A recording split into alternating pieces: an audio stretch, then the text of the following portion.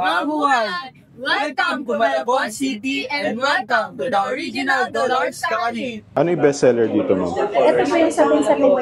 Yung sapin-sapin. Sige, go tayo. Ang sabi ni ma'am, talagang the best kakanin daw to. Tuwing New Year, Christmas. Tuwing Christmas and New Year's Eve, talagang hindi mawawala yan sa mga Malabon. Ayan. Laging meron yan. First bite. Thank you, Lord.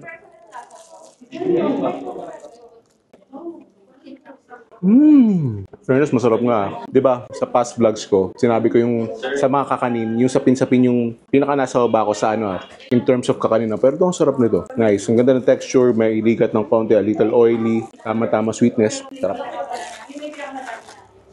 Yun, thank you. Ari naman ay mais kalamay. Kasi nilagyan ng latik.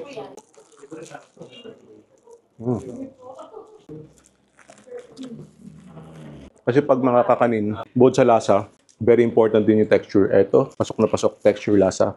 Panalo. Ay siya tigme kung napapaibig.